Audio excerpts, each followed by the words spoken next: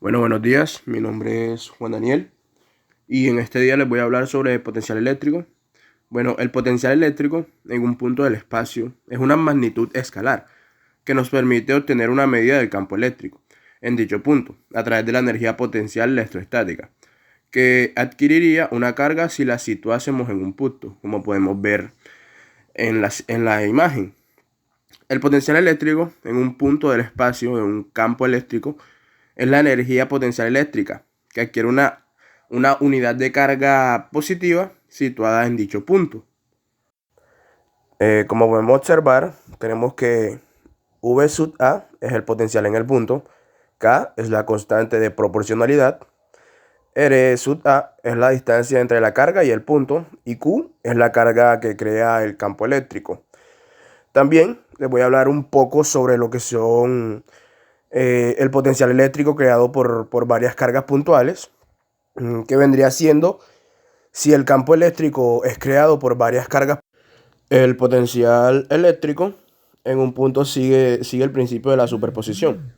Entonces, el potencial eléctrico originado por n cargas puntuales en un punto de un campo eléctrico es la suma escalar de los potenciales eléctricos en dicho punto creado por cada una de las cargas por separado, como podemos observar, que va desde B, que es el potencial en el punto, sumando así cada una de ellas hasta n posiciones o n cargas puntuales. De manera que también se puede observar en el pie inferior de nuestra imagen cómo estarían ubicadas gráficamente nuestras cargas y a la distancia, todo lo que incluye sus parámetros. Bueno, acá podemos observar más a fondo sobre lo que lo venía hablando de las varias cargas puntuales y cómo sería su fórmula, como la observamos acá. Ahora vamos a pasar a hablar un poco sobre lo que sería la diferencia del potencial eléctrico, que tenemos que si dos puntos de un campo eléctrico poseen distinto potencial eléctrico, entre ambos puntos existen lo que se denomina una diferencia de potencial o tensión, lo que sería lo mismo que sería diferencial de B.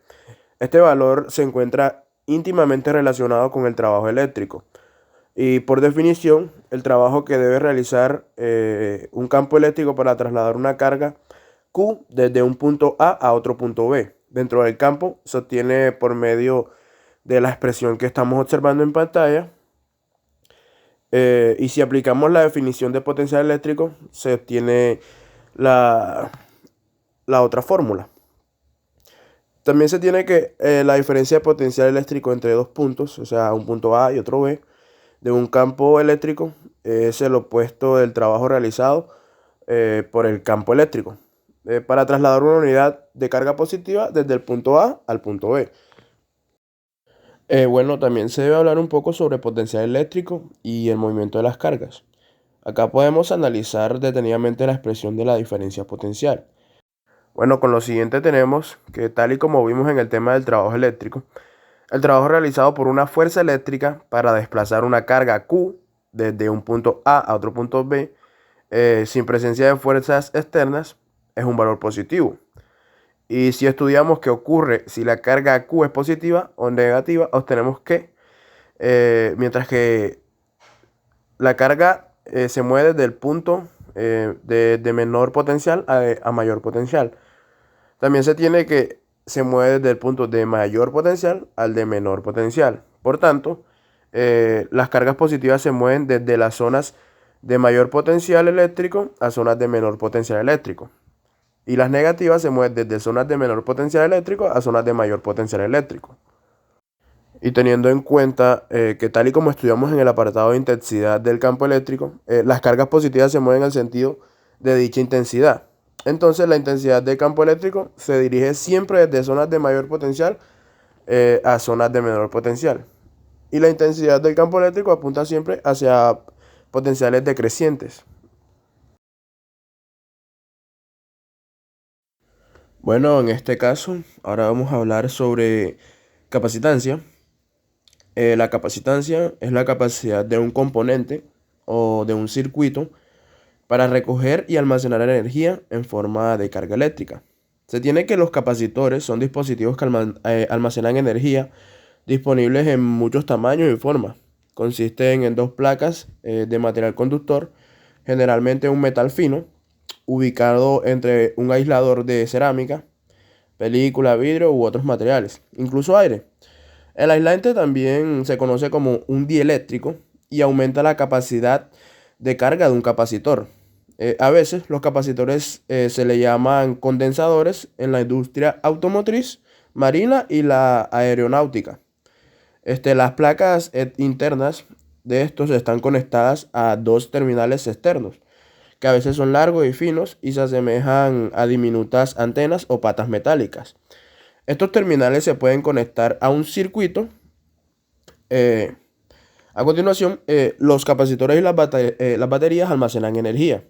Mientras que las baterías liberan energía poco a poco, los capacitores, en contrario, la descargan rápidamente.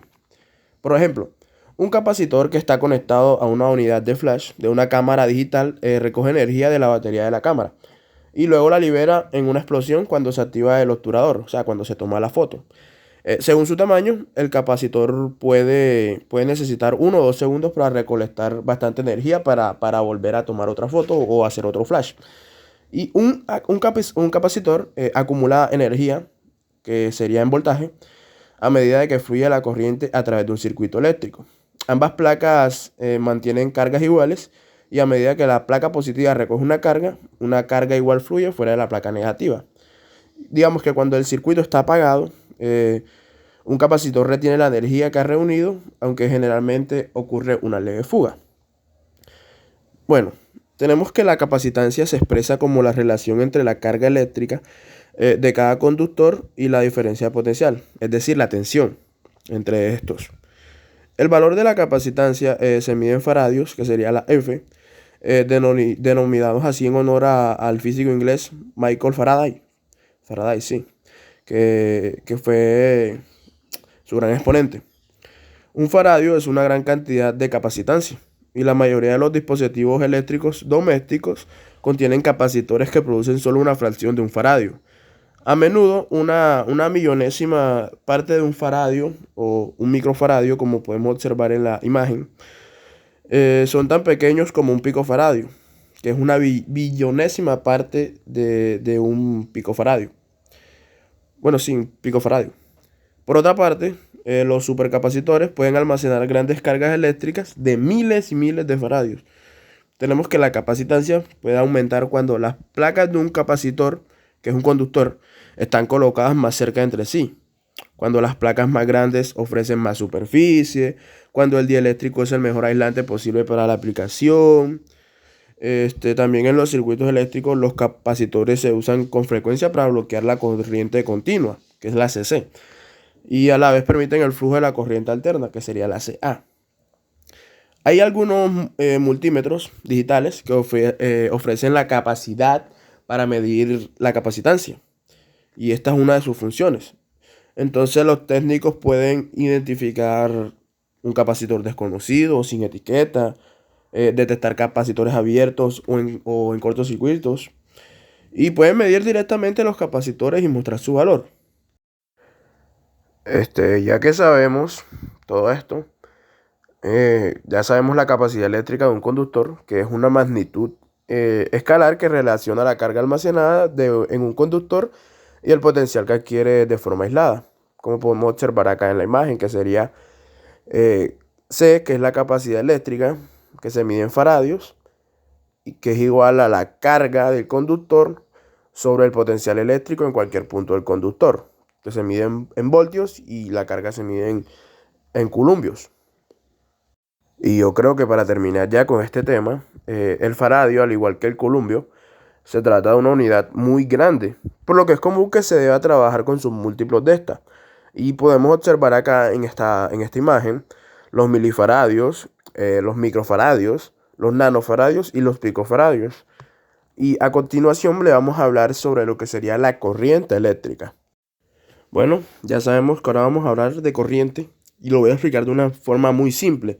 Se puede imaginar que la corriente eléctrica como el movimiento de los electrones a través de un conductor. O sea, en términos generales, la corriente es la medida del número de electrones, o sea, la carga, que pasan a través de un conductor en un determinado punto en un determinado tiempo. O sea, la corriente I es la cantidad de carga Q por tiempo T que fluye a través de un conductor. Su símbolo es I y su unidad es la de A, que es de amperios. En la siguiente fórmula podemos observar, como ya se ha mencionado, la corriente I.